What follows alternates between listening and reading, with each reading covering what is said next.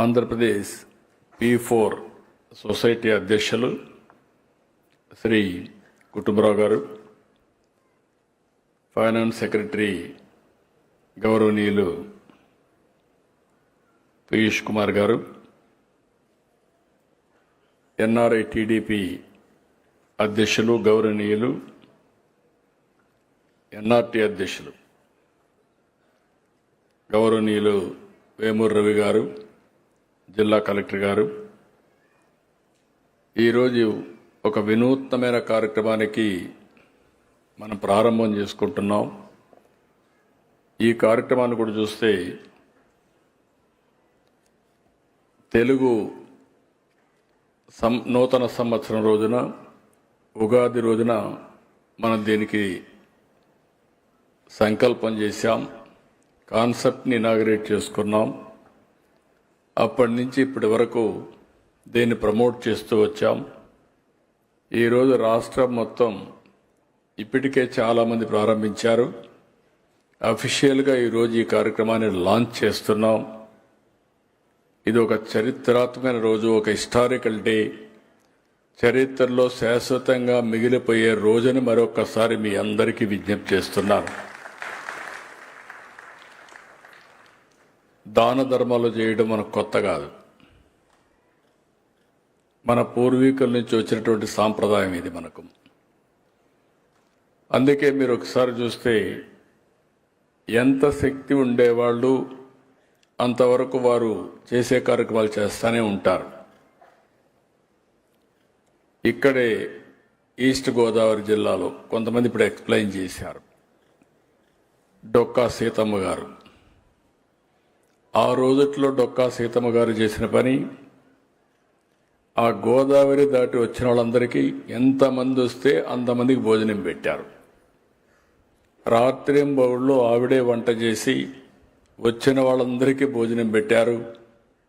ఆవిడ చనిపోయి చాలా సంవత్సరాలైంది, కానీ డొక్కా సీతమ్మ గారంటే పేదల పెన్నిదిగా, ఎవరొచ్చినా అన్నం పెట్టిన అన్నదాతగా ఇప్పటికి కూడా గుర్తుండిపోయిందని చెప్పి కూడా నేను మీకు తెలియజేస్తున్నా. ఒక మంచి కార్యక్రమం చేస్తే చరిత్ర గుర్తుపెట్టుకుంటుందనే విషయం ఇది ఒక ఉదాహరణ మాత్రం. ఈరోజు ఇక్కడికి వచ్చినప్పుడు చాలామంది మాట్లాడారు. ఒక పక్క SCL ఫౌండేషన్ మాట్లాడారు, అదే మరి కీర్తి గారు ఒక స్వచ్ఛంద సంస్థ నుంచి మాట్లాడారు, ఇంకొక పక్కన కిషోర్ కుమార్ గారు మాట్లాడారు, అదే మరిగా మెగా సంస్థ నుంచి కృష్ణారెడ్డి గారు మాట్లాడారు, ఇంకొక పక్కన NRIs కొంతమంది శ్రీనివాస్ అబ్బూరి, ఖలీద్ గారు వీరు మాట్లాడారు, అదే మరి నూజివేడు ట్రస్ట్ నుంచి ఆశాప్రియ గారు మాట్లాడారు, ఇంకొక పక్కన కార్తికేయ అయితే నెదర్లాండ్స్ నుంచి, నేను ఆ రోజు విదేశ విద్య ప్రారంభిస్తే అప్పుడు ఒక 10 లక్షల రూపాయలు ఇస్తే అది గుర్తుపెట్టుకొని మళ్ళీ సమాజానికి ఏ విధంగా తిరిగి ఇవ్వాలి అని ఈరోజు ఇక్కడికి వచ్చి వారికి తగిన విధంగా చేయడానికి అంకితమయ్యారు. ఇవన్నీ చూసినప్పుడు ఒక చరిత్ర. నేను కూడా సుదీర్ఘమైన రాజకీయంలో మీరందరూ గుర్తుపెట్టుకోవాల్సిన అనేక కార్యక్రమాలు చేశాం. జన్మభూమి పెట్టాం, ప్రజల వద్దకు పాలన్నాం, శ్రమదానం తీసుకొచ్చాం, ఒక పచ్చదనం పరిశుభ్రం అన్నాం, నీరు మీరు తీసుకొచ్చాం, అదే మరి సాగునీటి సంఘాలు, ఇలాంటి డాక్రా సంఘాలు, మెప్మా సంఘాలు, ఇవన్నీ తీసుకొచ్చాం. ఇక్కడ నేను చేసిన పనంతా మీరు ఒకసారి గుర్తుపెట్టుకోవాల్సింది, అందరినీ భాగస్వాములు చేసి ఒక పక్కన శక్తి ఉండే వ్యక్తులందరినీ కూడా తీసుకుని మీరు కూడా సహాయం చేసే విధంగా మనం ముందుకు పోయాం. పేదరిక నిర్మూలన అనేది కొత్త కాదు, ఎన్టీ రామారావు గారి సిద్ధాంతం. ఆయన ఒకే మాట చెప్పాడు. ఆయన ఆ రోజు చెప్పింది, సమాజమే దేవాలయం, ప్రజలే దేవుళ్ళని చెప్పినటువంటి వ్యక్తి నందమూరి తారక రామారావు గారు అని చెప్పి నేను మీకు తెలియజేస్తున్నా.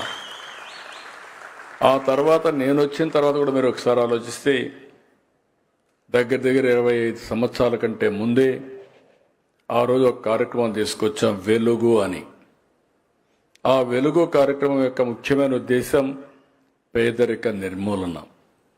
అలాంటి అనేక కార్యక్రమాలు తీసుకొని మనం ముందుకు పోయాం. ఈ దేశంలో ఇంకొక పక్క మీరు గుర్తుపెట్టుకోవాల్సిన అవసరం ఉంది. పేదవాళ్ల కోసం, కష్టపడేదాని కోసం చాలామంది శ్రమ చేశారు.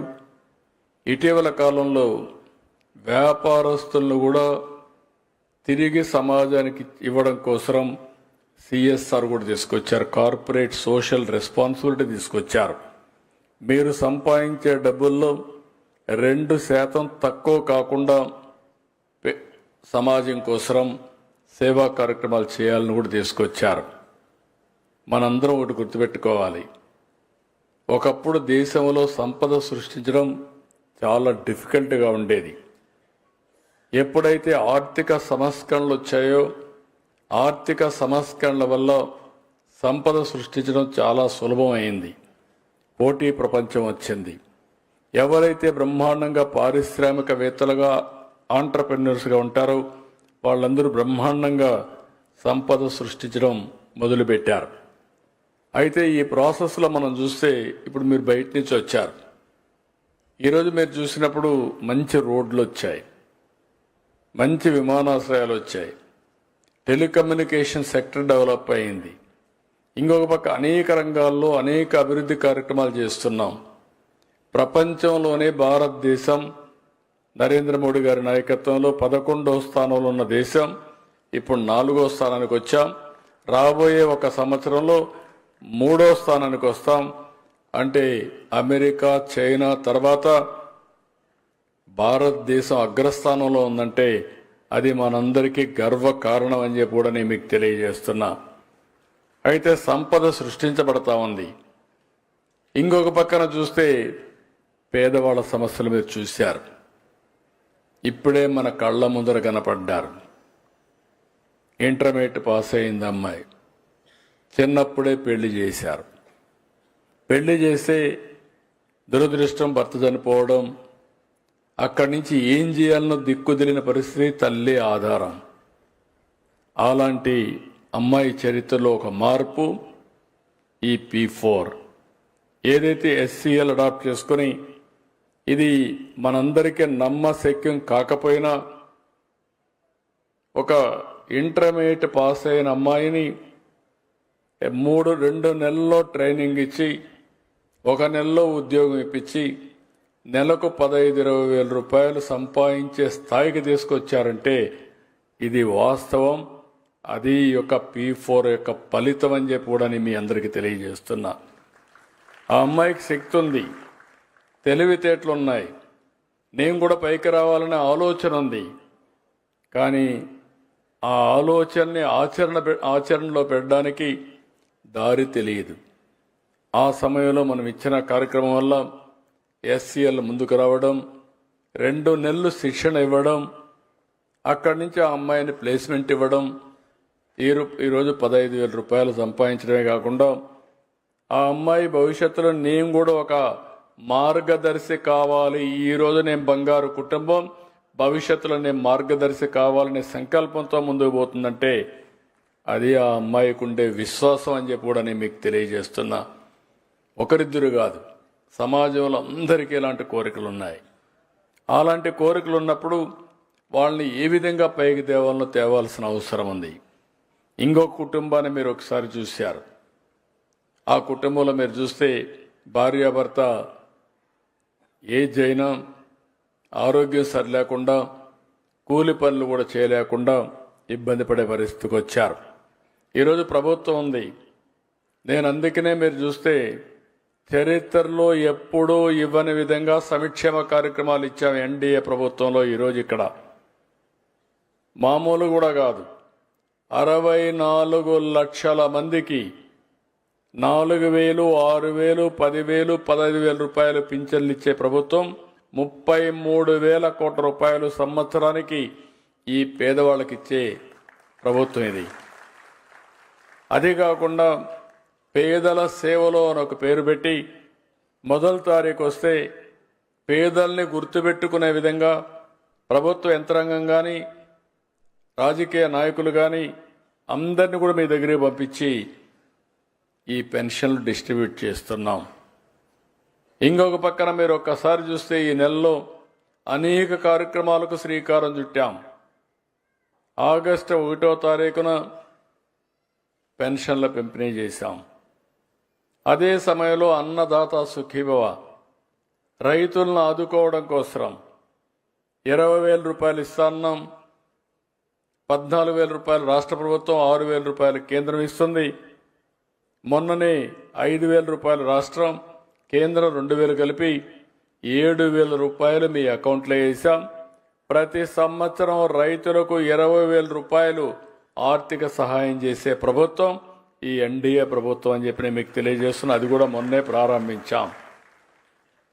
ఇది అయిన తర్వాత ఇంకొక పక్కన మీరు ఒకసారి ఆలోచిస్తే తల్లికి వందనం మొన్నే ఇచ్చాం. పేద పిల్లలు చదివించలేక చాలా ఇబ్బంది పడతా ఉంటే ఓసారి చదివించడానికి ఇబ్బందులున్నాయని పిల్లలే వద్దనుకునే పరిస్థితి వస్తూ ఉంటే జనాభా కూడా తగ్గిపోయే పరిస్థితి వస్తూ ఉంది. అందుకే తల్లికి వందనం తీసుకొచ్చాం. ఎంతమంది పిల్లలుంటే అంతమందికి ఇస్తా అన్నాం. ఈరోజు కొన్ని కుటుంబాల్లో అయితే 7 మంది 8 మంది పిల్లలుంటే 7 మందికి 1,05,000 రూపాయలు వాళ్ళ అకౌంట్లో వేసిన ప్రభుత్వం ఈ ఎన్డీఏ ప్రభుత్వం అని చెప్పి కూడా నేను మీకు తెలియజేస్తాను. నిబంధనలు లేవు, ఎంతమంది ఉంటే అంతమందికి ఇచ్చాం. ఇది అయిన తర్వాత మీరు ఒకసారి చూస్తే నిన్నే మీరు చూస్తే ఆడబిడ్డలందరికీ ఉచిత ప్రయాణం ఆర్టీసీ బస్సుల్లో ఆగస్టు 15న మీకందరికీ ఆర్థిక స్వాతంత్రం ఇచ్చిన రోజు అది. ఒకప్పుడు మొబిలిటీ ఉండేది కాదు. ఆడబిడ్డలు బయట రావాలంటే చాలా ఆంక్షలు, ఉద్యోగాలు చేసుకునే వాళ్ళకి సగం కట్ అయ్యేది.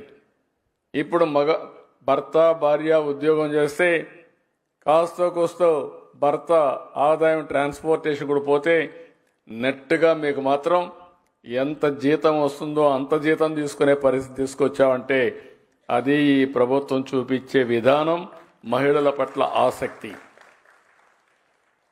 దీనివల్ల చాలా లాభాలు. పిల్లలు చదువుకోవాలంటే, స్కూల్కి పోవాలంటే ఈజీగా పోవడం. ఇంకొక పక్కన ఎవరైనా వ్యాపారాలు చేసుకోవాలంటే వ్యాపారాలకి సులభతరంగా ప్రయాణ సౌకర్యం చేయడం. ఇంకొక పక్కన ఎవరైనా దేవాలయాలు చూడాలనుకుంటే ఇంట్లో కూర్చొని బోరు కొడితే దేవాలయం కూడా చూసి దర్శనం చేసుకుని మళ్ళీ ఇంటికి రావడం. ఇలాంటి అనేక వినూత్నమైన కార్యక్రమాలు. ఒక్క విషయం మీరు గుర్తుపెట్టుకోవాలి. కొంతమంది అనుకుంటున్నారు నేనేదో ఎలక్షన్లో ఓట్ల కోసం మా ఆడబిడ్డలకి ప్రయాణ సౌకర్యం ఇచ్చానని. కాదు, ఈ మొబిలిటీ వల్ల ఆడబిడ్డలు బయట తిరగడం అలవాటైతే ఆర్థిక అభివృద్ధికి మీరే ప్రధాన సూత్రధారులు అవుతారనేది నా ప్రగాఢమైన విశ్వాసం అని చెప్పి కూడా నేను మీకు తెలియజేస్తున్నా. ఎన్నో సంవత్సరాలకు నేను ఒక మాట చెప్పాను. ఒకప్పుడు వంట చేయాలంటే చాలా కష్టంగా ఉండేది. వంట దగ్గరికి ఆడబిడ్డలైతే వంటింట్లోనే ఉండేవాళ్ళు. మా తల్లిని నేను చూశాను, ఇప్పుడు కూడా నాకు గుర్తుంది. అనారోగ్యం పాలయ్యే వాళ్ళ వచ్చిన పొగంతా కూడా మింగి దేశంలో ఎవ్వరూ ఆలోచించిన సమయంలో నేను ఆ రోజు ఆలోచించి ప్రతి ఇంటికి ఉచిత గ్యాస్ సిలిండర్లు ఇచ్చాను. అది గేమ్ చేంజర్గా తయారైంది. దేశంలో మొట్టమొదటిసారిగా గ్యాస్ ఉపయోగించుకున్న రాష్ట్రం, ఉపయోగించుకున్న ఆడపడుచులు మన ఆడబిడ్డలని చెప్పి మరొకసారి మీకు తెలియజేస్తున్నా. ఈరోజు 3 గ్యాస్ సిలిండర్లు ఉచితంగా ఇస్తున్నాను. దానికి కూడా కారణం ఉంది. ధరలు పెరిగిపోయినాయని మళ్ళీ కట్టెల పొయ్యితో మీరు వంట చేసే పరిస్థితి వస్తే ఇది కరెక్ట్ కాదని ఇచ్చాను. అంటే మీ సమయాన్ని సద్వినియోగం చేసుకోవాలి. కట్టెల పొయ్యితో చాలా సమయం అవుతుంది, అదే స్టవ్ అయితే చాలా ఈజీగా అయిపోతుంది. ఈరోజు చాలామంది మీరు ఇంటికే పరిమితం ఎందుకు అవుతున్నారంటే బయట పోతే ఖర్చులు అవుతాయి, ఆర్టీసీ బస్సు రేట్లున్నాయి. ఇవన్నీ మళ్ళీ ఒకప్పుడు నేను చూసేవాడిని ఆడబిడ్డల్ని. చిన్నప్పుడు తల్లిదండ్రుల పైన, పెద్ద అయితే భర్తల పైన, ముసలి వాళ్ళైతే మళ్ళా పిల్లల పైన ఒక మాటలో చెప్పాలంటే వాళ్ళ దయాదాశాలపైన బతికేవాళ్ళు. ఇప్పుడు నేను ఇచ్చినట్టే సద్వినియోగం చేసుకోగలిగితే మా ఆడబిడ్డలందరూ మీ ఇంట్లో మగవాళ్ళు మీ మీద ఆధారపడే పరిస్థితి వస్తుంది. అది ఎక్కువ రోజుల్లో ఎక్కువ సమయం లేదని చెప్పి కూడా నేను మీకు తెలియజేస్తున్నా. ఇవన్నీ కూడా ప్రాక్టికల్గా మనం చేశాం. ఒకప్పుడు ఆడబిడ్డల్ని చదివించేవాళ్ళు కాదు, మీరు గుర్తుపెట్టుకోవాలి. నేను ఆ రోజు ఆలోచించాను, ఉద్యోగాల్లో కాలేజీల్లో 33% రిజర్వేషన్లు మీకోసం పెట్టాం. దాంతో ఈరోజు చాలామంది అడుగుతూ ఉంటాను, ఎవరైనా భార్యాభర్త ఇద్దరు వస్తే ఇద్దరు ఐటీ అయితే ఎవరి ఆదాయం ఎక్కువ ఉందని. దానికి కారణం నేను అడిగినప్పుడు వాళ్ళు చెప్పిన సమాధానం చూస్తే 180% భార్య ఆదాయం ఎక్కువ ఉంది, భర్త ఆదాయం తక్కువ ఉంది. దీనికి కూడా ఒక కారణం ఉంది. ఆడబిడ్డలు ఏ పని చేసినా నిష్ఠగా చేస్తారు, మగవాళ్ళకు కొన్ని ఎక్స్ట్రా కరికులర్ యాక్టివిటీస్ ఉంటాయి. దానివల్ల టైం కూడా వేస్ట్ అవుతూ ఉంటుంది. ఇది అందుకే నేను ఫస్ట్ నుంచి కూడా దీనికి ఎక్కువ ప్రాధాన్యత ఇచ్చాను. ఈరోజు ఆర్టీసీలో పనిచేసే కండక్టర్లు సమైక్య ఆంధ్రప్రదేశ్ తీసుకొచ్చిన విధానమే. కాబట్టి ఈరోజు నేను మిమ్మల్ని అనేది ఏంటంటే, నేను ఒక 10 సూత్రాలు పెట్టుకున్నా. ఈ 10 సూత్రాల్లో జీరో పావర్టీ, ఆర్థిక అసమానతలు తగ్గించే విధానం, ఎవ్రీవేర్ ఉద్యోగం ఉద్యోగం ఉద్యోగం, ప్రతి ఒక్కరూ ఉద్యోగాలు చేయాలి, ఏదో ఒక పని చేయాలి, 10 రూపాయలు సంపాదించాలి. ఇంకొక పక్కన పాపులేషన్ మేనేజ్మెంట్, జనాభా తగ్గిపోతా ఉంది. ఆ మాట చెబుతున్న నెగతాలు చేస్తున్నారు కొంతమంది. ఎగ్జాక్ట్గా 95 నుంచి నేను ప్రారంభించాను. ఆ రోజు ఆలోచించాను, జనాభా పెరిగిపోతా ఉంది, సమస్యలు వస్తాయనుకున్నాం. సంపద వచ్చింది, ఆదాయాలు పెరిగాయి. ఆదాయం ఎవరైతే ఉద్యోగాలు చేస్తారో వీళ్ళందరూ కూడా పెళ్లిళ్ళు చేసుకోవడం మానేస్తున్నారు. కొంతమంది పెళ్లిళ్ళు చేసుకున్నా పిల్లలు కనడం మానేస్తున్నారు. దీనివల్ల చాలా సమస్యలు వస్తాయని చెప్పాను. కానీ ఆ రోజు నేను ఆలోచించిన విధానానికి ఇప్పుడు ఆలోచించిన విధానానికి వ్యత్యాసం వచ్చింది. మారిన పరిస్థితులే కారణం. ఈరోజు యూరోప్ కానీ, చైనా కానీ, జపాన్ కానీ అనేక దేశాల్లో జనాభా లేకుండా మన మీద ఆధారపడుతున్నారు భారతీయుల పైన. వాళ్ళకు డాక్టర్లు కావాలన్నా, నర్సులు కావాలన్నా, డే టు డే యాక్టివిటీస్ చేయాలన్నా మెషిన్లు ఉన్నాయి. కానీ ఆ మెషిన్లు ఆపరేట్ చేయాలంటే మళ్ళా మనుషులు కావాలి. కాబట్టి ఆ మనుషుల కోసం మనపైన ఆధారపడే పరిస్థితి వస్తున్నారు. ఈరోజు మన జనాభా 2050 వరకు ఉపయోగపడుతుంది. ఇప్పుడిప్పుడు సౌత్ ఇండియా జనాభా తగ్గుతూ ఉంది. అందుకే ముందు చూపుతో ఆలోచించి మళ్ళీ పాపులేషన్ మేనేజ్మెంట్ పైన శ్రద్ధ పెట్టాను. మనం కానీ పాపులేషన్ మేనేజ్మెంట్ కోసం ఏ విధంగా చేస్తే మనం ఈ కార్యక్రమాన్ని జయప్రదం చూసి దాని కింద కూడా ముందుకు పోతున్నాం. ఇంకొక పక్కన వాటర్ సెక్యూరిటీ. భగవంతుడు వర్షాన్ని ఇచ్చారు, వర్షం వస్తుంది, వర్షం వచ్చినప్పుడు పట్టించుకోవడం లేదు. కరువు వచ్చినప్పుడు తాగడానికి కూడా నీళ్లు లేకుండా భూమిని మీరు ఒకసారి ఆలోచిస్తే 1000 అడుగులు కిందికి వెళ్తున్నాం, పాతాళానికి వెళ్ళి నీళ్లు పైకి తీసుకొస్తున్నాం. దీనివల్ల ఒకసారి ఆ నీళ్లు తాగే నీళ్లు అనారోగ్యం వచ్చే పరిస్థితి వస్తుంది. ఇంకొక పక్కన నీళ్లు లిఫ్ట్ చేయాలంటే విపరీతమైన కరెంట్ అయ్యే పరిస్థితి వస్తూ ఉంది. చెట్లు కూడా ఎండిపోయే పరిస్థితి వచ్చింది. దీని మీద నేను ఒకటే మాట చెప్పాను, ఎట్టి పరిస్థితుల్లో రిజర్వాయర్స్లో ఎప్పుడు నీళ్లు పెట్టాలి. ఇంకొక పక్క భూమిని జలాశయంగా తయారు చేసుకోవాలి. వర్షాకాలం అయిన తర్వాత +3 మీటర్లో ఉండాలి. వర్షాకాలం రాబోయే మునుపు -8 మీటర్లో ఉంటే 5 మీటర్లు నీళ్లు మనం వాడుకోగలిగితే దగ్గర 700 TMC వాటర్ని మనం వాడుకున్నట్టు అవుతుంది. వాటర్ సెక్యూరిటీ ఉంటే వ్యవసాయం, పరిశ్రమలు, తాగడానికి నీటి ఎద్దడి ఉండదు. ఇంకొక పక్క అగ్రికల్చర్లో కూడా ఒక మెషిన్ కింద పెట్టుకొని ముందుకు పోతున్నాం. టెక్నాలజీని ప్రమోట్ చేస్తూ పెద్ద ఎత్తున ముందుకు పోవాల్సిన అవసరం ఉంది. ఇంకొక పక్కన రోడ్లు కానీ, పోర్ట్లు కానీ, ఎయిర్పోర్ట్లు కానీ, కమ్యూనికేషన్ కానీ, పవర్ కానీ, ఇవన్నీ కానీ మనం ఉపయోగించుకుంటే భవిష్యత్తులో సంపద సృష్టించడం చాలా సులభతరం అవుతుంది. అందుకే లాజిస్టిక్స్ మీద ముందుకు పోయాం. ఇంకొక పక్కన మీరు ఒకసారి ఆలోచిస్తే కరెంటు ఛార్జీలు తగ్గించాలి. ఒకప్పుడు కరెంటు ఉత్పత్తి చేయాలంటే బొగ్గు కావాలి, లేకుంటే హైడీల కింద నీళ్లతో తయారు చేసేవాళ్ళు, ఎక్కడో తయారు చేసి మనకి ఇక్కడికి వచ్చేది. ఈరోజు మనం సోలార్ అయితే రూఫ్ టాప్ కింద మన ఇంటి మీదే మనమే కరెంట్ ఉత్పత్తి చేసుకునే పరిస్థితికి వచ్చాం. సోలార్, విండ్, అదే మరి పంప్డ్ ఎనర్జీ ఇలాంటివన్నీ పెట్టుకొని కరెంటు ఛార్జీలు తగ్గించడమే కాకుండా ప్రకృతిని సస్టైన్ చేయడానికి ఏమేం చేయాలో చేసే పరిస్థితికి వస్తున్నాం. అదే గ్రీన్ ఎనర్జీ అని చెప్పి కూడా నేను మీకు తెలియజేస్తున్నా. ఇవన్నీ చేస్తూనే స్వచ్ఛ ఆంధ్రప్రదేశ్ అనే కార్యక్రమం ద్వారా మన పరిసరాలని పరిశుభ్రంగా పెట్టుకోవడం, వీటికి కూడా ప్రాధాన్యత ఇచ్చాం. ఇవి చేస్తూ నేను మిమ్మల్ని అందరినీ కోరేది, ఈరోజు టెక్నాలజీ ఒక హ్యాండీగా తయారైంది. ఈరోజు మీరందరూ ఒకసారి చూస్తే మీరు ఏ ఆఫీసుకు పోయే పని లేదు. 704 సర్వీసులు ప్రభుత్వం ఆన్లైన్లో, వాట్సాప్లో మీ అందరికి అందుబాటులో పెట్టాం. మొన్న ఆగస్టు 15 నుంచి మీకు ఏ పని కావాలన్నా మీ ఫోన్లోనే అయిపోతాయి. మీరు ఆర్టీసీ బస్సుల్లో సీట్ల రిజర్వేషన్ దగ్గర నుంచి, దేవాలయాలకు పోతే పూజల దగ్గర నుంచి, హోటల్కి పోతే రూమ్ దగ్గర నుంచి, ఏది కావాలన్నా అన్ని పనులు మీరు ఇంకొక పక్కన మీ క్యాస్ట్ సర్టిఫికెట్ నుంచి, మీ మార్కుల దగ్గర నుంచి అన్ని అవైలబిలిటీకి వచ్చే పరిస్థితికి వచ్చింది. ఇవన్నీ కూడా టెక్నాలజీని మనం కరెక్ట్గా ఉపయోగించుకుంటే శారీరకంగా పనిచేయాల్సిన అవసరం లేదు. మనం ఆలోచించాల్సింది, రాబోయే రోజుల్లో మీరు అందరూ ఒకటే గుర్తుపెట్టుకోవాలి, కామన్ మ్యాన్కి కూడా గుర్తుండాల్సిన అవసరం ఉంది. ఒకప్పుడు నేను సెల్ ఫోన్ అంటే ఎగతాళి చేశారు. ఇప్పుడు సెల్ ఫోన్ లేకపోతే ఎవరు ఉండలేని పరిస్థితికి వచ్చారు. కానీ సెల్ ఫోన్ కొంతమంది తెలివైన వాళ్ళు బాగా ఉపయోగించుకుంటున్నారు, కొంతమంది సెల్ ఫోన్ ఉన్న దాన్ని ఉపయోగించుకోలేని పరిస్థితికి వస్తున్నాం.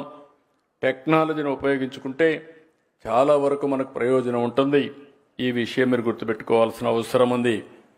ఇక్కడికి వచ్చినప్పుడు ఇవన్నీ ఒక ఎత్తు అయితే, గవర్నమెంట్ అయితే ప్రతి ఒక్కరికి ఇంటి జాగా ఇవ్వడం, ఇల్లు కట్టేయడం, గ్యాస్ ఇవ్వడం, మంచినీళ్ళు ట్యాప్ పెట్టి ఇవ్వడం, మరుగుదొడ్డి కట్టడం, ఇంకొక పక్క సోలార్ కానీ కరెంటు కానీ ప్రతి ఒక్క ఇంటికి ఇవ్వడం, ఇంకొక పక్క డిజిటల్ కనెక్టివిటీ ఇవ్వడం, ఇంకొక పక్క ఈరోజు ఇవన్నీ చేసి ఒక ఫ్యామిలీ, ఒక ఆంటర్‌ప్రెన్యూర్ అనే కార్యక్రమం తీసుకుంటున్నాం. ఇవన్నీ చేసిన తర్వాత కూడా ప్రభుత్వ బాధ్యతగా ప్రభుత్వం చేస్తున్నాం. అయితే ఇంకా ఆర్థిక అసమానతలు తగ్గుతాయంటే దీనికి సమయం పడుతుంది. దానికోసమే ఈరోజు ఒక వినూత్నమైన కార్యక్రమం P4 ఇప్పుడే కొంతమంది మాట్లాడారు. ఒక పక్క మార్గదర్శి, ఒక పక్క బంగారు కుటుంబం. బంగారు కుటుంబం కూడా తక్కువ కాదు. మేము కూడా ఒకప్పుడు పేద కుటుంబాల నుంచే వచ్చాం, మామూలు మధ్యతరగతి కుటుంబాలే, ఒక రైతు కుటుంబం. ఇక్కడుండే వేదిక పైన అందరం కూడా అక్కడి నుంచే వచ్చాం. ఈరోజు బంగారు కుటుంబాలకు మార్గదర్శులు కూడా మొన్నటి వరకు బంగారు కుటుంబాలే. వాళ్ళకు అవకాశాలు వచ్చాయి, సద్వినియోగం చేసుకున్నారు, ఈరోజు పైకి వచ్చారు. అందుకని ఈరోజు ఈ కాన్సెప్ట్ అనేది నేను మీకు ఒకటే విజ్ఞప్తి చేస్తున్నా. 2047 స్వర్ణాంధ్రప్రదేశ్ విజన్ డాక్యుమెంట్ తయారు చేశాం. నేను 2000లో విజన్ 2020 తయారు చేస్తే ఆ రోజు సమైక్య ఆంధ్రప్రదేశ్కి చాలామందికి అర్థం కాలేదు. ఆ రోజు నన్ను విమర్శించారు. కానీ ఈరోజు చూస్తే నేను ఆ రోజు ఏం చెప్పానో దానికంటే ఎక్కువే అభివృద్ధి అయ్యే పరిస్థితి వచ్చిందంటే అది విజన్కుండే పవర్ అని చెప్పి నేను మీకు తెలియజేస్తున్నా. 2047 ఎప్పుడో కాదు, మీరు గుర్తుపెట్టుకోవాలి. ఈరోజు 2025కి వచ్చాం, ఇంకొక 22 సంవత్సరాలు. ఈ 22 సంవత్సరాల్లో భారతదేశం నెంబర్ 2 కానీ నెంబర్ 1 తయారయ్యే అవకాశం ఉంది. అందులో ఆంధ్రప్రదేశ్ భారతదేశంలో నాకు ఏమాత్రం అనుమానం లేదు. ఇంత మునిపే మన మిత్రుడు చెప్పినట్టు మళ్ళా మీరంతా వైకుంఠపాడు ఆడితే తప్ప కంటిన్యూగా కన్సిస్టెంట్గా గవర్నమెంట్ ఉంటే 2047కి భారతదేశంలో అగ్ర రాష్ట్రానికి చిరునామాగా ఆంధ్రప్రదేశ్ ఉంటుంది. దీంట్లో అనుమానమే లేదు. అలాంటి దీంట్లో మనం గుర్తుపెట్టుకోవాల్సింది ఆర్థిక అసమానతలు తగ్గించే వ్యవస్థకు రూపకల్పన చేసుకోవాల్సిన అవసరం ఉంది. నేను ఇక్కడ చెప్పే మాట మీరందరూ కూడా ఒకటే గుర్తుపెట్టుకోవాలి. సమాజంలో కొన్ని కారణాల వల్ల, ఆర్థిక సామాజిక రాజకీయ కారణాల వల్ల కొన్ని కులాలు కొన్ని ప్రాంతాలు పైకొచ్చాయి, కొన్ని కుటుంబాలు పైకొచ్చాయి, కొన్ని కుటుంబాలు ఇంకా అక్కడే ఉన్నారు. అయితే ఈరోజు మనం కొన్ని ప్రపంచంలో దేశాలు కూడా చూస్తే ఆ రోజు తీసుకున్న ప్రభుత్వ విధానాల వల్ల డిఫరెంట్ కంట్రీస్లో డిఫరెంట్ ఎకనామిక్ సిచ్యువేషన్ ప్రివేల్ అయ్యింది. ఈరోజు నేను గర్వపడుతున్నా, అటు కేంద్రం ఇటు రాష్ట్రం తీసుకున్న నిర్ణయాల వల్ల ఆర్థిక అసమానతలు తక్కువ ఉండే దేశాల్లో ప్రపంచంలో మనం 4వ స్థానంలో ఉన్నామంటే అది దేశం యొక్క గొప్ప విషయం. ఇది నరేంద్ర మోడీ గారు సాధించిన విజయం అని చెప్పి కూడా నేను మీకు తెలియజేస్తున్నా. దీన్ని నేను తీసుకొచ్చిన పాలసీ మీరు చూస్తే పేదరికం లేని, ఇప్పుడు అందరం కూడా మనం వరల్డ్ బ్యాంక్ రికార్డుల ప్రకారం వరల్డ్ బ్యాంక్ ఇచ్చిన ఇది చూస్తే $2 ఎ డే ఆదాయం ఉంటే అది పేదరికం నుంచి పైన లెక్కలు వేశారు.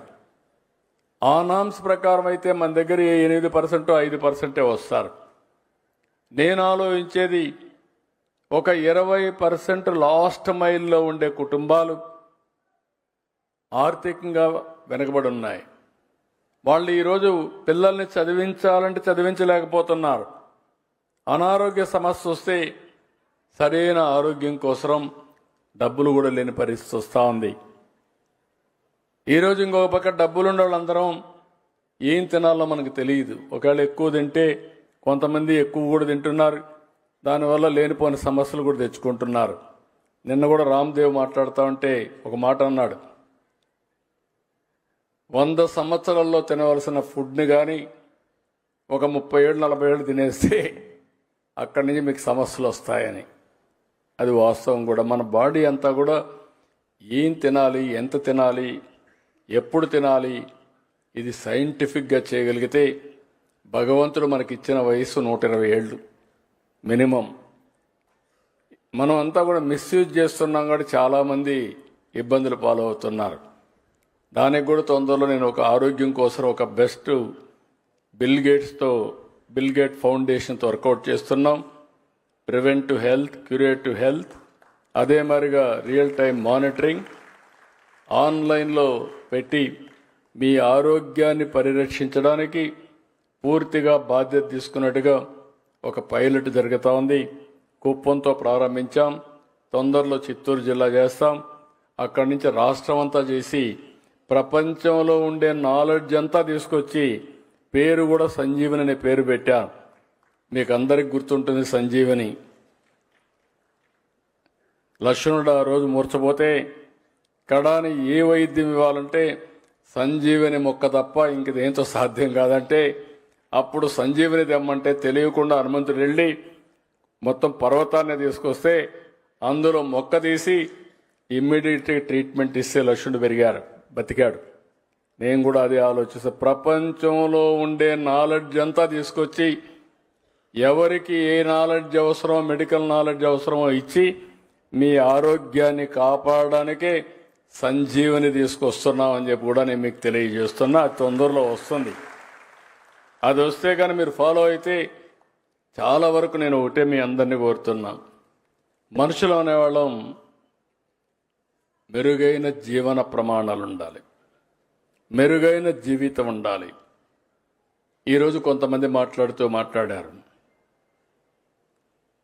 ఇక్కడ మార్గదర్శులు అనేవాళ్ళు ఏదో డబ్బులు ఇవ్వడమే కాదు, హ్యాండ్ హోల్డింగ్ చేయడమే కాదు, మిమ్మల్ని పైకి తేవడమే కాదు, అవసరమైనప్పుడు మీకు మానసికంగా ఉండే ఇబ్బందులు కూడా తొలగించడానికి కొంచెం కౌన్సిలింగ్ కూడా, అంటే వాస్తవాలు చెప్పగలిగితే చాలా సమస్యలు పరిష్కారం అవుతాయి. ఇప్పుడు చాలామంది మీలో అనుకుంటూ ఉంటారు, ఈరోజు దేవాలయాలు ఉన్నాయి, మసీదులు ఉన్నాయి, చర్చిలు ఉన్నాయి. ఇవన్నీ కానీ లేకపోతే సమాజంలో పిచ్చి పట్టుంటుంది. గుర్తుపెట్టుకోండి మీరు. ఒక దేవాలయానికి పోయి మీ బాధంతా దేవుని మీద పెడుతున్నారు. పని అయినా కాకపోయినా అక్కడి నుంచి నమ్మకంతో ముందుకు పోతున్నారు. ఇంకొకరు మసీదుకు పోయి అక్కడ ప్రార్థన చేసుకొని అల్లా మీద పెట్టేస్తున్నారు. ఇంకొకరు యేసు ప్రభు పైన పెడుతున్నారు. దానివల్ల ఒక మాటలో చెప్పాలంటే మన ఆరోగ్యాన్ని కాపాడుకుంటున్నాం, స్ట్రెస్ బరస్ట్ అవుతుంది. రెండోది మనం గుర్తుపెట్టుకోవాల్సింది, ఎప్పుడు కూడా నేను నిన్న చూశాను ఒక భక్తుడు వెంకటేశ్వర స్వామి పైన. ఆయన ఒక కంపెనీ పెట్టాలనుకున్నాడు, కంపెనీ పెట్టాడు, సక్సెస్ అయ్యాడు. ఆ కంపెనీ అమ్మాడు, 60% అమ్మాడు. 60% అమ్మితే 1.5 బిలియన్ అంటే సుమారు 6-7 వేల కోట్లు వచ్చింది. ఈ సంపద వెంకటేశ్వర స్వామి ఇచ్చాడు కాబట్టి ఆయనకి తిరిగి ఇవ్వాలని ఆ భక్తుడు నిర్ణయించుకొని 121 కేజీల బంగారం వెంకటేశ్వర స్వామికి ఇస్తున్నాడు. ఇప్పుడు ఆయన 121 కేజీలు అంటే దగ్గర 140 కోట్లు, 150 కోట్లు. ఆయన అడిగింది ఒకటే అడిగాడు, నాకు లెటర్ ఇచ్చాడు, సార్ నా పేరు మాత్రం చెప్పొద్దండి, చెప్తే మళ్ళా నాకు ఇది వస్తుంది, మీరు కావాలని చెప్పమని చెప్పాను. అంటే మీరు గుర్తుపెట్టుకోవాల్సింది, ఆయనకు ఒక ఇంట్యూషన్, భగవంతుడు ఒక ఇంట్యూషన్ 121 కేజీలు ఇమ్మన్నాడు. కానీ వెంకటేశ్వర స్వామి రోజుకి 120 కేజీలు ఆభరణాలు ధరిస్తాడు. అంటే 120 కేజీలు అక్కడ ఆభరణాలు ధరిస్తాడు. భక్తుడికి 121 కోట్లు ఇమ్మన్నాడు.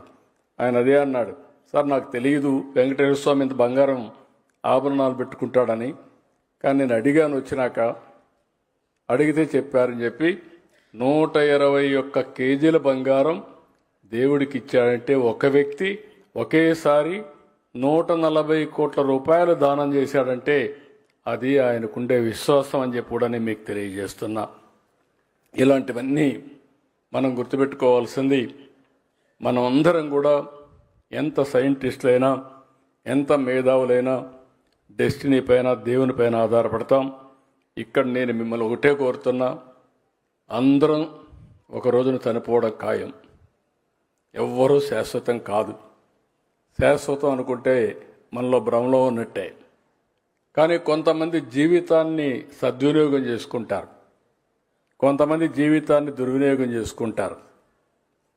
ఈరోజు మీరు ఒక విషయం గుర్తుపెట్టుకోవాలి, మనకెవ్వరికి పాస్పోర్ట్ లేదు చనిపోయిన తర్వాత తీసుకుపోవడానికి, అన్నీ వదిలిపెట్టిపోవాల్సిందే. ఆ విషయం మీరు గుర్తుపెట్టుకోవాలి. అదే సమయంలో మీరు చేయాల్సిన పని, మనం ఉన్నంత వరకు మనుషులుగా మనం బ్రతకగలిగితే, మనం చనిపోయిన తర్వాత కూడా 10 మంది గుర్తుపెట్టుకునే విధంగా మన పనులు చేయగలిగితే అది శాశ్వతం. దానికోసమే మానవ జన్మని మరొక్కసారి మీ అందరికీ తెలియజేస్తున్నా. అందుకే మానవత్వంతో ముందుకు పోదాం, దానికోసం మనం పనిచేద్దాం. ఈరోజు నేను ప్రభుత్వ తరపున ఇచ్చే కార్యక్రమాలన్నీ ఇస్తున్నాం. నేను ఇంకొక మాట కూడా చెప్పాను, నేను ఏదైతే కష్టపడుతున్నానో సంపద సృష్టించడానికి, సంపద సృష్టిస్తాం, ఆదాయాన్ని పెంచుతాం, పెంచిన ఆదాయం మళ్ళీ అభివృద్ధి సంక్షేమ కార్యక్రమాలు ఖర్చు పెడతాం. అదే సమయంలో ఇది నా ఒక్కడే బాధ్యత కాదు, మనందరి బాధ్యత, సమిష్టి బాధ్యత. సమాజం నాకు ఒక అవకాశం ఇచ్చింది, ఆ అవకాశాన్ని నేను సద్వినియోగం చేస్తున్నా. సమాజం మీకు ఒక అవకాశం ఇచ్చింది, ఆ అవకాశాన్ని మీరు కూడా సద్వినియోగం చేయగలిగితే సమాజంలో సమస్యలుండవు. అలాంటి మంచి సమాజం కోసం మనందరం పనిచేయాల్సిన అవసరం ఉంది. అందుకే ఈ P4 మీద శక్తి ఉండే ప్రతి ఒక్క వ్యక్తి, అవసరమైన ప్రతి ఒక్క కుటుంబానికి మనం అండగా ఉండాల్సిన అవసరం ఉంది. గివ్ బ్యాక్ అనేది మన సమాజంలో ఎప్పటి నుంచో వచ్చిన సిద్ధాంతం. దీన్ని ముందుకు తీసుకుపోవాల్సిన అవసరం ఉంది. అదే సమయంలో ఇచ్చే దాంట్లో కూడా మీరు చాలా విషయాల్లో మీరు గుర్తుపెట్టుకుంటే, అనేక రకాలుగా ఆ కుటుంబాలను మీరు చూశారు. మనం కూడా సమాజం నుంచే వచ్చాం. మన కళ్ళ ముందర అనేక సమస్యలు కనపడొస్తున్నాయి.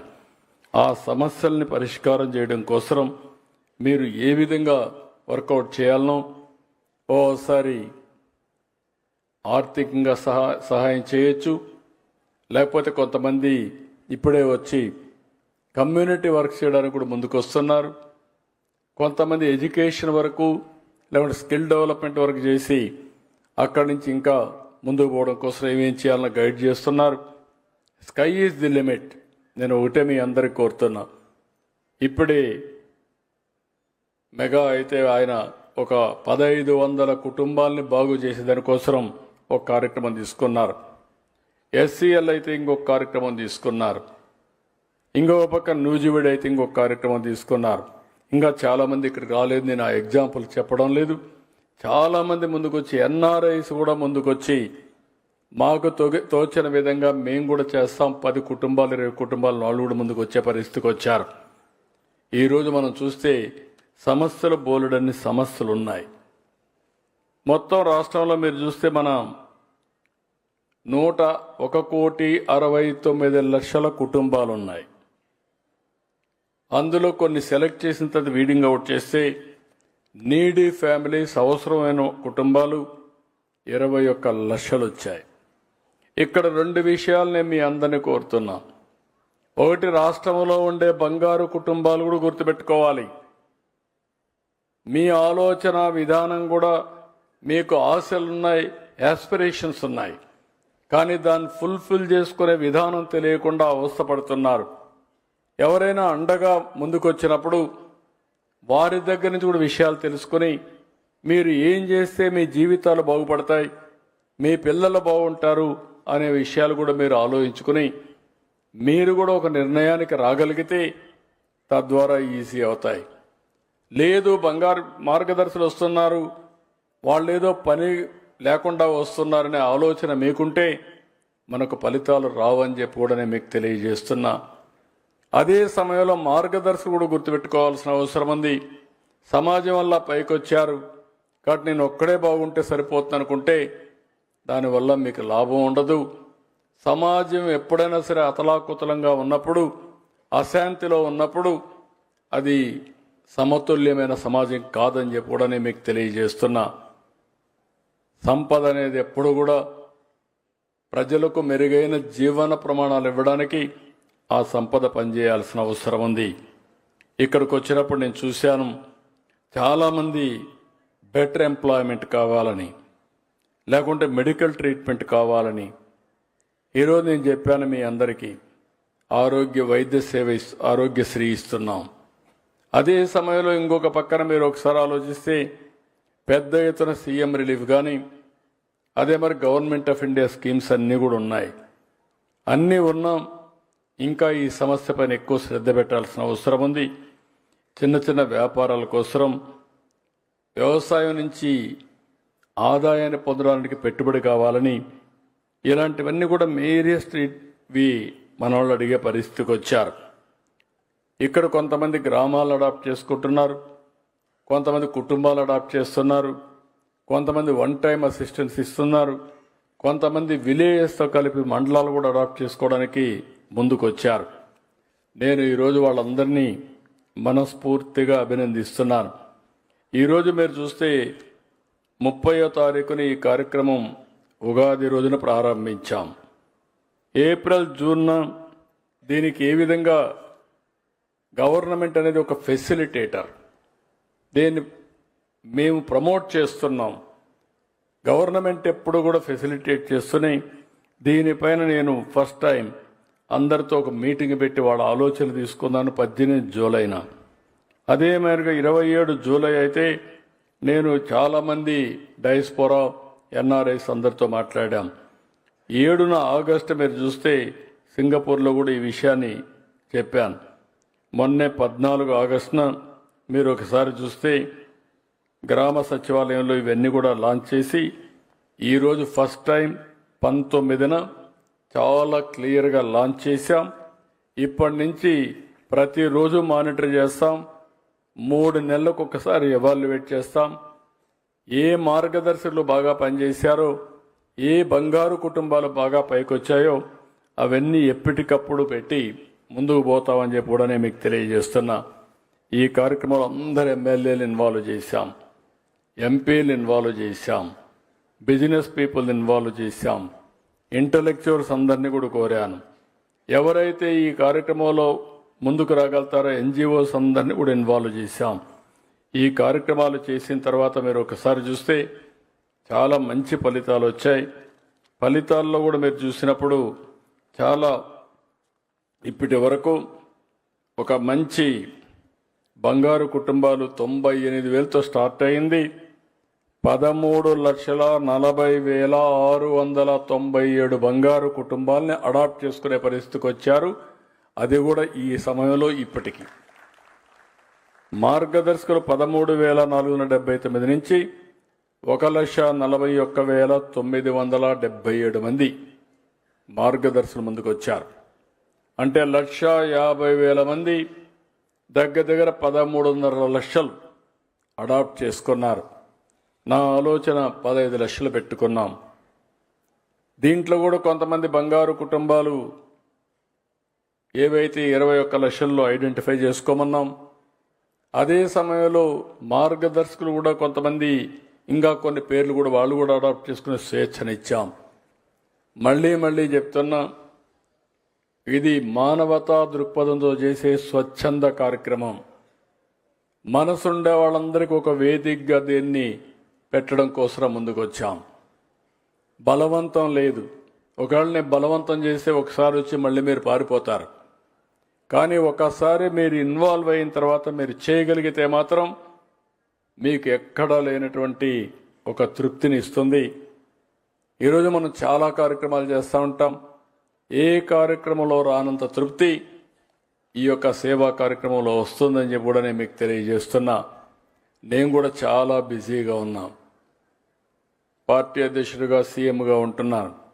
అయినా కూడా నా వంతు కర్తవ్యంగా నేను కూడా ఒక మార్గదర్శిగా ఉండాలని 250 కుటుంబాలను నేను కూడా దత్తత తీసుకొని నేను కూడా వ్యక్తిగతంగా మానిటర్ చేస్తున్నానని చెప్పి కూడా నేను మీకు తెలియజేస్తున్నా.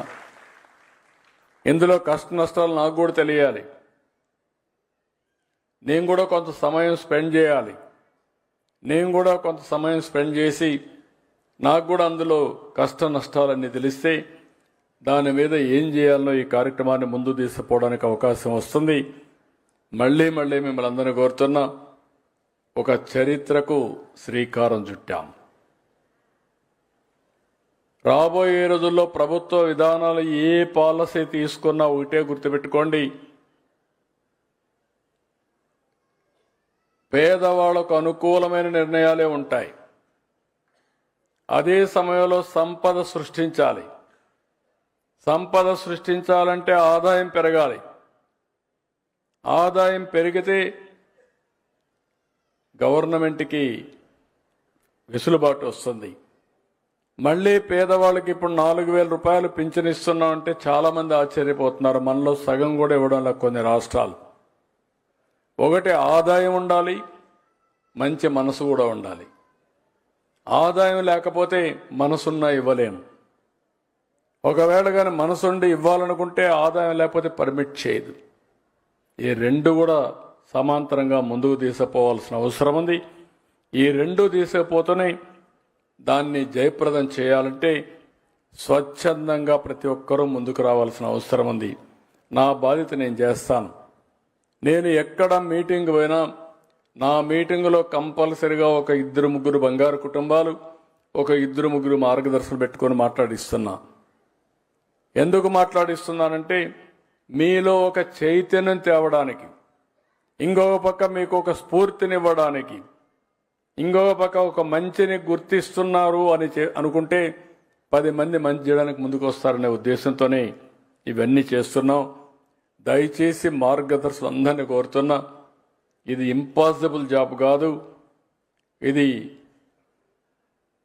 ఏమాత్రం మీకు మనసున్నా ఇది ఆచరణ సాధ్యమేనని చెప్పి నేను మీకు తెలియజేసుకుంటూ రాష్ట్రంలో ఉండే పేదవాళ్ళందరికీ విజ్ఞప్తి చేస్తున్నా, ఈ పేదరికం అనేది శాపం కాదు.